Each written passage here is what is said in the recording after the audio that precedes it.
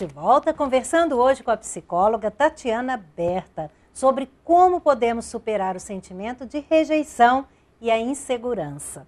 E uma coisa que eu percebo muito nas pessoas inseguras, doutora Tatiana, é a dificuldade que elas têm de dizer não. Por que essa dificuldade? Como a gente faz para nos tornarmos mais assertivos? Então, coincidentemente, nós estávamos conversando sobre isso agora há pouco, né, no intervalo. Isso. Né, que o não, a gente aprende como algo ruim, algo negativo. Normalmente, quando a gente é criança, como é que a gente ouve o não? Vai colocar o dedinho perto da tomada? Não! E às vezes vem, né, com uma expressão corporal, né, de rigidez, de algo ruim. Não pode. Não pode, né? Com uma boa intenção, é claro. Você quer preservar essa criança, mas esse registro fica. Então, quando a gente ouve o não, isso gera um desconforto. Primeiro gera o desconforto, para que depois a gente possa assimilar e entender que é para o bem. Então, o que acontece? Aquela pessoa que quer, que tem como autorregra, né, aquele pensamento interno assim, não posso desagradar o outro, ela entende que ela não pode dizer não para esse outro, porque se ela falar não para esse outro vai se magoar e não vai mais gostar dela. É basicamente esse raciocínio. O medo da rejeição. O medo da rejeição.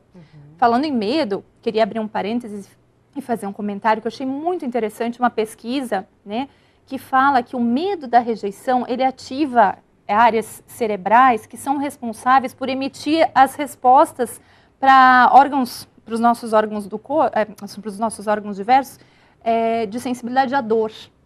Olha. São as mesmas áreas cerebrais ativadas, né? A resposta de dor. Então, você imagina assim, uma dor de queimadura, né? Que é uma dor de muita sensibilidade. Né? Então, a ideia de rejeição, ela ativa essa mesma região cerebral que nos faz sentir a dor da queimadura. Então, o que move uma pessoa que tem medo de ser rejeitada? Fazer qualquer coisa para não sentir aquela dor. Né? Então, quando eu crio essas autorregras assim, eu não posso dizer um não para o outro, na verdade é para alimentar esse meu pensamento de não querer ser abandonado, não querer sofrer. E, consequentemente, como você bem colocou no primeiro bloco, isso se torna uma bola de neve. Porque quanto mais eu abro mão daquilo que é importante para mim, mais eu fico... Mais eu me desvalorizo. Desvalorizada naquela relação. Né? E aquilo que o outro espera de mim acaba sumindo. Porque em determinado momento eu já não tenho mais energia para dar para o outro aquilo que ele precisa ou deseja. E como fazer para a gente aprender a dizer não? Difícil, trabalhar né? essa segurança, se tornar um pouco mais assertivo. Isso. Como é esse exercício? Tudo na vida é treino. Sim. Né? Então, é muito difícil para pessoas que foram criadas em lares de muita autoridade, de muita rigidez, quebrar esses padrões. Porque treinar significa expor-se à possibilidade de erro. Né? Então, por isso que muitas vezes as pessoas com dificuldade de assertividade, ou seja, de posicionamento no mundo, acabam realmente ficando em desvantagem. Se encolhendo, se colocando numa conchinha e vivendo, às vezes, frustradas, algumas com sintomas depressivos, porque tem medo de se expor. Então, assim, é muito difícil se expor? É muito difícil. Porque se você tem um histórico... arriscado, né? E se você tem um histórico de punição, né, pais muito severos, educação muito severa, você vai tender a levar essa experiência para os outros contextos da vida. Então, eu não posso dizer não, eu não posso me posicionar, porque senão pode vir a punição. E como é que eu vou reagir? Posso perder meu emprego, posso perder meu relacionamento, posso magoar o meu filho. E aí cada vez eu sumo mais. Então, quando que isso termina? Quando eu consigo dar o primeiro passo e tentar. Que é o quê? O dizer não. E quando é que eu digo não? Enfrentar essa realidade. Né? Quando eu digo não? Quando eu aprendo que eu sou prioridade. Quando eu começo a me posicionar selecionando situações que servem ou não para a minha vida. Doutora Tatiana, eu imagino que esse medo da rejeição, essa insegurança que a pessoa vive, possa afetar a saúde da pessoa. Existe, assim, alguma pesquisa, alguns estudos que falam sobre isso? Existe, sim. Quanto mais insegura a pessoa mais facilidade ela tem para, como nós falamos, ficar frustrada diante das situações, porque se ela tem um sistema interno de pensamentos de que as coisas não vão dar certo, de que ela não pode, ela fica não se permitindo a fazer o que deseja, ela vai ficar como? Frustrada, tolhida, né? E tende a deprimir, né? Ou tende a compensar esta frustração de outras formas, com comportamentos daí não adaptados para o que ela precisa. Então desenvolve às vezes compulsões, né? E aí as compulsões entram diversas, comida, transtornos alimentares, jogo, compras, como um sistema de compensar aquela frustração por não se colocar no mundo e, por consequência, não ter aquele retorno do mundo que precisa ou gostaria de ter.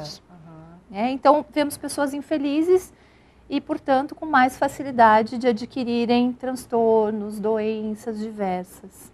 É preciso abastecer a autoestima mesmo, não é? Sempre. Porque tudo gira em torno da autoestima. Na vida pessoal, na vida profissional, na vida afetiva. Se a gente não tiver essa segurança, esse amor, essa aceitação, não é? Fica mais difícil de viver. Fica triste a vida. Claro. Porque a gente fica esperando demais do outro, sendo que tudo tem que vir primeiro de dentro para fora, Exatamente. Não é?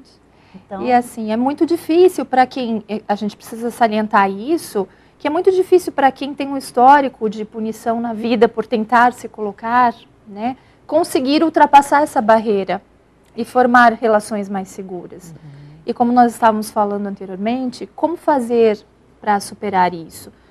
Se oportunizando o magoar o outro, frustrar o outro. Um dos exercícios que a gente faz em consultório é pensar conscientemente naquilo que, na verdade, a gente faz automaticamente. Como é que é isso? Bom, se eu tenho que falar em público, e aí eu fico nervosa, porque eu estou sendo avaliada naquele momento, começa um monte de reações automáticas, né? E aí o corpo responde. Normalmente não me saio bem. Então, começa a suar frio. Exatamente, fico ruborizada, tremo, às vezes... E aí dá um branco. Dá um branco, não consigo falar, ou seja, acabo perdendo oportunidades que podem ser importantes na minha vida. Fico frustrada. O que a pessoa tem que fazer? Né? O que eu preciso fazer, né? Um dos exercícios que a gente pode passar como treino... que bom. São dicas, passar né? A gente brinca assim, nós vamos catastrofizar, então, conscientemente isso. Vamos parar e pensar, o que de pior pode acontecer se não der certo? E elencar essas possibilidades. Aí a pessoa depois já vai tão preparada para aquilo. Quando você vai preparada para o pior, o que acontece, na verdade, é lucro. Então, parece uma brincadeira, mas é verdade. Mas porque tem hora que precisa, para dar uma se você não vai com esse preparo consciente da situação, o que acontece? Aquilo que você tem medo vai aparecer automaticamente.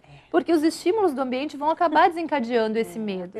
Poxa, tem uma câmera ali, vão estar me avaliando. Caramba, já fico nervosa, começo a tremer, daqui a pouco já não sai mais nada. Né?